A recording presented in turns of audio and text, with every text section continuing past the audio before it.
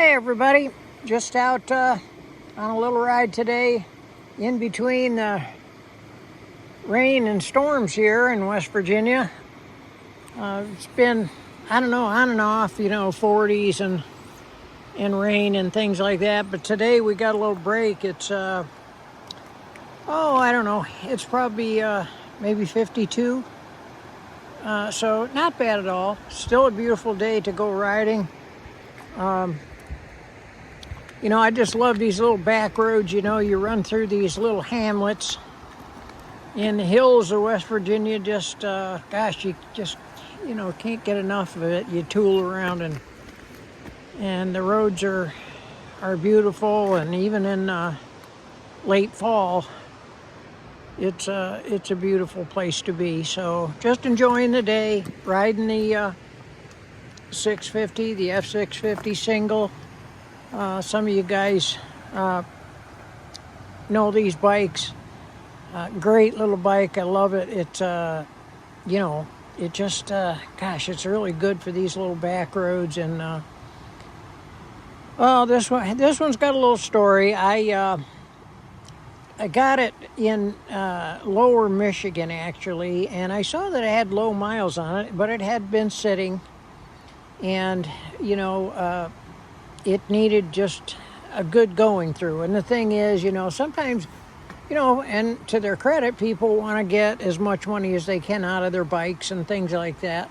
But, for instance, if you get into something like this for a couple grand or whatever it might be, or 2,500 or whatever you get it for,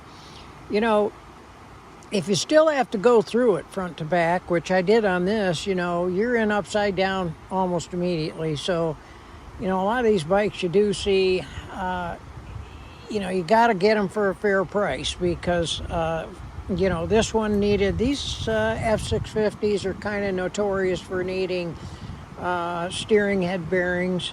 And so, of course, I had the forks and everything off. I put the fork seals were shot, new steering head bearings, cleaned the forks out. Gosh, the list goes on and on. So when you get an older, this happens to be a 99, just take into account, you can be upside down real fast. And if I hadn't gotten this for an excellent price, I wouldn't have bought it. But, I put new windshield on it, new tires, new chain and sprockets. It's a dyno jet kit. I put a pipe on it, and it just runs great. It had a fairly low mileage on it. When I put the bags on it, and I actually got it for my wife to ride, and I like riding it too. I will admit it. It's just a hoot to ride.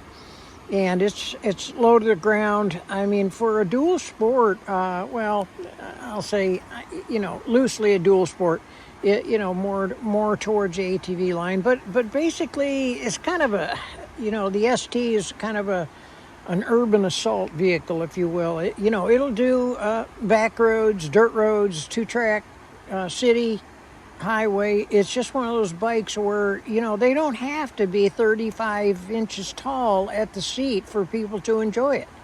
I mean, most of the guys, like the new Kawasaki that's coming out, everybody's been screaming for Kawasaki to put their bigger twin in a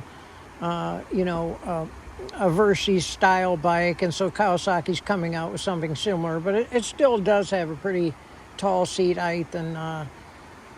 And then you get people say, oh gosh, it won't do this, it won't go up rocky riverbeds and things like that. Well, I mean, it's designed for country riding. They're designed for, you'd be surprised what they will go through. But I'll get off my little soapbox here. But anyway, the bikes are just designed for, mountainous terrain, back roads, 2-track. I mean, whatever you want to do with it, it'll do it. So anyway, this bike happened to come with the BMW heated grips, which is very nice. If you can find one that does have the heated grips, not as if you can't add them to it, but it was nice that it had those. And of course, I had to go through all the brakes and you know, anything that, you know, that normally would be replaced, I replaced on it. In fact, I put that seat cover on it myself. It wasn't that bad. You know, it's a plastic seat base. And I added this little voltage regulator because sometimes on these bikes you can get a situation where the voltage regulator that's mounted under the seat gets hot. And so I relocated that voltage regulator because I did have one go out on me. Relocated it from under the seat to under the side cover near the intake of the airbox. So it's pulling air across the regulator, and haven't had a problem since. So, you know, I would just say if you have any trouble with that, relocate that thing. It's not that hard to do. Put a GPR pipe on it, and the baffle is in the pipe. I did modify the baffle a little bit, but it's got a nice little bark to it. It's not too loud, and you know, it kind of gives between, you know, the carburetors. Of course, I had to completely go through these dual 33 millimeter Mikunis on here, and they needed cleaning. They needed, you know, I rejetted them for the pipe, and I did some airbox modifications on them, and God, I'm just thrilled with the way it runs. I put one tooth larger on the front sprocket, and I took two off the back, and I was just checking on my way here. At 70, it's running at about 4,300 RPM. You know, red line is 7,000. And so, you know, I mean, it'll cruise at 70, 75, 80 all day for a little bike if you get the gearing right. So, you know, you could. I don't ride it serious off-road, so making the gearing a little taller actually is much better for the type of riding I do anyway. You're not spinning the motor as hard. It gets better gas mileage. You're not wearing the engine out because you haven't turned as many RPM per mile. And it's just something to think about there.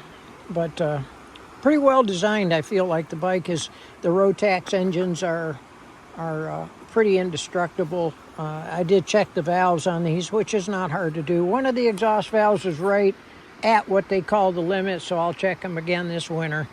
Not that hard to do. I'll do you a little start up here. Got neutral.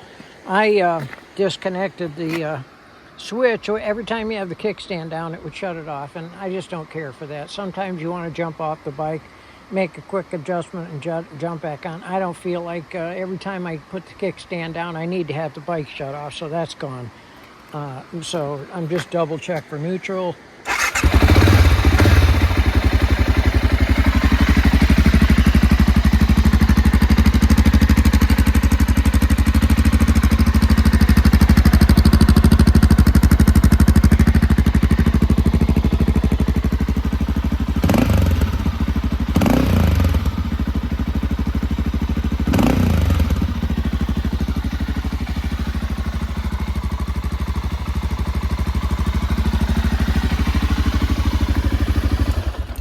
So there you go. Beautiful day in West Virginia. We'll get on with the ride and get the riding while you can. You know, if you get a good day, get out there.